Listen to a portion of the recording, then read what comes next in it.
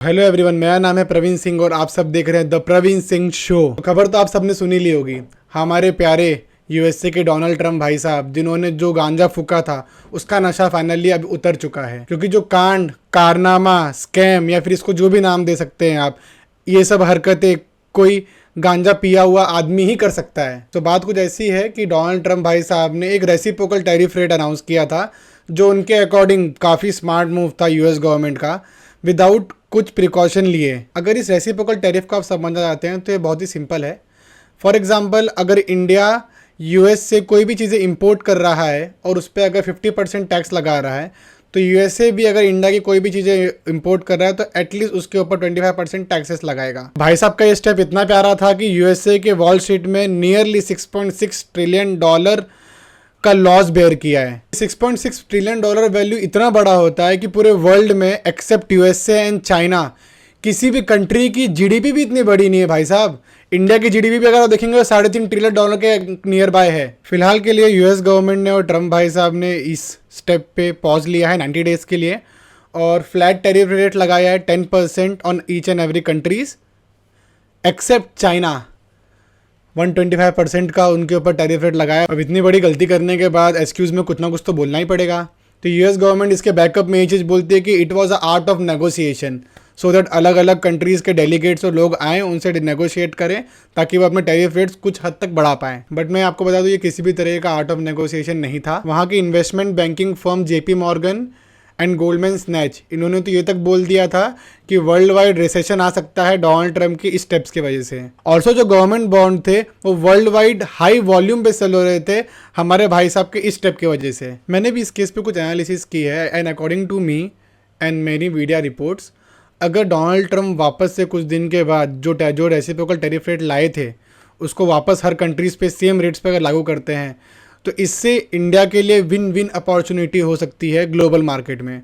अगर हम एग्जांपल के तौर पे लें, जैसे ताइवान हो गया, थाईलैंड हो गया, वियतनाम हो गया, इंडोनेशिया हो गया, इन पे 32 से लेकर 36% तक के कुछ रेसिप्रोकल रेट लगे हैं।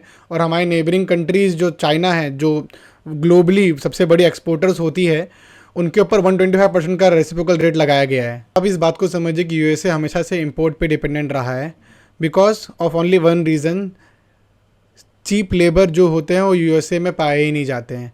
ये मोस्टली आपको मिलेंगे इंडिया में, चाइना में, इंडियन के नेबरिंग कंट्रीज़ में like Pakistan, Bangladesh, Taiwan, Indonesia. Apart from this south African countries जो हैं, यहाँ पे लेबर जो होते हैं काफ़ी चीप होते हैं। इसकी वजह से मैन्युफैक्चरिंग कॉस्ट कहीं गुना कम हो जाती है। तो अमेरिका 2 ही 3 चीज़ें कर सकती है इसके अगेंस्ट में, या तो अपने खुद के कंट्री में मैन्युफैक्चरिंग सेटअप डाले, इंफ्रास्ट्रक्चर डेवलप करे मैन्युफैक्चरिंग की, साथ ही साथ उसी इंफ्रास्ट्रक्चर में जो उनके पास कॉस्टली लेबर है उनका यूज़ करके प्रोडक्ट मैन्युफैक्चर करे, जो कि उनको एंड ऑफ द डे बहुत ही ज़्यादा महंगा पड़ने वाला है। या फिर अमेरिका सेकंड ऑप्शन अपना सकती है, जहाँ पे उसको अगेन जो चीज़ करते आ रही है सालों से, प्रोडक्ट्स जो है बाहर से इंपोर्ट करना पड़ेगा। अब यहाँ पे इंडिया के लिए विन विन सिचुएशन ये है कि हमने जितनी भी कंट्रीज़ का नाम लिया बीच में, उनमें सबसे सबसे सबसे कम टैरिफ रेट जो है वो इंडिया के ऊपर ही लगा हुआ है। इससे फ़ायदा ये होगा कि अब अमेरिका की इंडिया पे इंपोर्ट के थ्रू डिपेंडेंसी और बढ़ेगी, बिकॉज इंपोर्ट टैक्सेस जो इंडिया पे हैं ये दूसरे कंट्रीज़ के कंपैरिजन में बहुत कम लगे हुए हैं। दूसरी global companies like HP, Foxconn, Adidas and all, ये लोग भी कोशिश करेंगे कि उनकी मैन्युफैक्चरिंग यूनिट्स और कैपेसिटी जो है वो इंडिया में काफ़ी लेवल तक बढ़ाएँ और डायरेक्टली जो प्रोडक्ट्स हैं वो इंडिया से एक्सपोर्ट करें यूएसए में, in place of China and other countries. So आपके स्क्रीन पे मैं एक चार्ट दिखा देता हूँ जिसपे इंडिया कौन कौन से कैटेगरी के प्रोडक्ट्स यूएस में एक्सपोर्ट करती है और इससे इंडिया पे किस तरीके का इम्पैक्ट पड़ेगा वो उस पर शोकेस कर पाएंगे हम। अब इस पर आप ये देख सकते हैं कि इंडिया का जो ओवरऑल एक्सपोर्ट है, अगर इलेक्ट्रॉनिक्स की बात की जाए तो उसमें 31% जो इंडिया एक्सपोर्ट करता है इलेक्ट्रॉनिक्स वो बस यूएस मार्केट में जाता है।